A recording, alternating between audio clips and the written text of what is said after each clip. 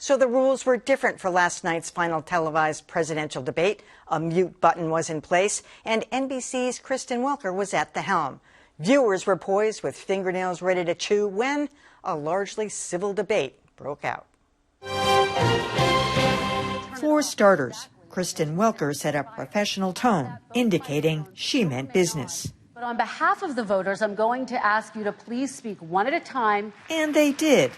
Kind of. If this is true, then he's a corrupt politician. All right, you're talking about race right now, and I do want to stay on the issue of race. President Trump, I have to respond to that. And Welker did her best to even out the time. Joe, what's that all about? It's terrible. I'm going to let you both respond very quickly. You just said you spoke to your accountant about... Welker kept her head, which couldn't have been easy, given the fact that President Trump did his best to discredit her in the run-up to the debate.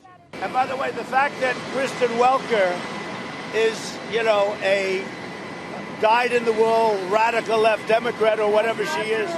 In fact, the president has disparaged all the moderators, saying it was 2 against 1 with Chris Wallace, even calling Savannah Guthrie's highly praised performance unfair. That was a nice evening. It's a nice, pleasurable evening. I have somebody going totally crazy. Whether the debate changed anyone's mind is doubtful, but one thing is for sure. It was far more watchable than that first debate, and the moderator got far higher marks. Kudos to Kristen and the way it was structured. That's one thing coming from an NBC colleague, but Fox had the same reaction. I thought the moderator did a very good job. And who can blame Chris Wallace for this lament? Well, first of all, I'm jealous. I would have liked to have been able to moderate that debate and to get a real exchange of views. Yep, we hear you.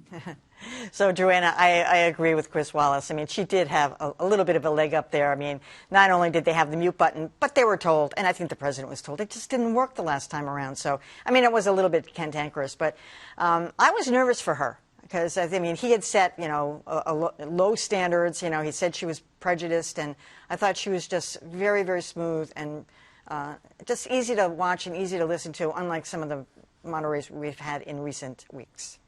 No, that's very true. I felt bad for Chris Wallace a few weeks ago. I mean, moderating a debate is incredibly hard. I think the best people in the best circumstances make it look easy, but it's not easy. And I think the first debate was it was just such a disaster for viewers that the message clearly came through loud and clear to the campaigns. I was watching last night and feeling like they were both trying, particularly Trump, so hard to maintain decorum. Yeah. That it looked a little bit painful for them.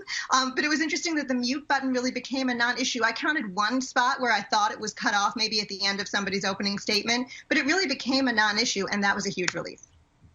This is the beauty of not going first. You see everything that went wrong and maybe some of the things that went right.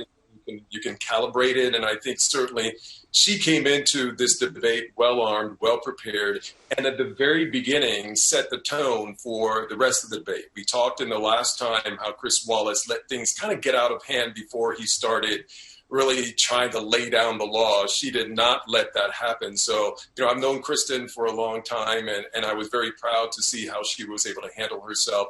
I did think it was troubling that the president was trying to discredit her leading up to the debate, and out on social media as well. There were a lot of people who were saying things about the way she had voted, about pictures that she had taken at the White House. They were even talking about how her parents had voted and who they had donated to. So I thought that was unfair. But at the end of the evening, I looked at my social media stream and I saw that my conservative friends and my liberal friends were giving her the thumbs up. Well, that was breaking news. It was, exactly. Yes. Well, first of all, in terms of some of the media reaction after the debate, I think that President Trump benefited from the soft bigotry of low expectations, to use an old line from George W. Bush. If it hadn't been for his unhinged performance several weeks ago, we would be talking about all of the falsehoods, the rudeness, and all of that. But he seemed relatively civil by comparison. Now, Kristen Welker certainly benefited from changes in the rules. There's no question about that. But she was terrific. That was one of the best debate moderating jobs I've ever seen.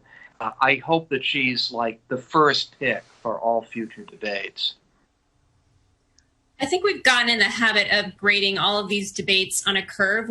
That's where we are in our media discourse. That's where we are in our political discourse, where really what amounts to mudslinging, defending of records gets played as a sort of policy debate. I mean, if you think about the tradition of the Lincoln-Douglas debates in this country, or of Oxford-style debates, where real policy issues and differences in agenda get contrasted on a debate stage, that's not what this was. I would say that Kristen Welker did an excellent job. I think she did the best job of any debate moderator since Donald Trump has been a presidential candidate, including in 2016, at wrangling him. And one of the ways she did that was to continually bring it back to the compass of the original questions asked, as the president and, frankly, as the former vice president tried to distract from that central question.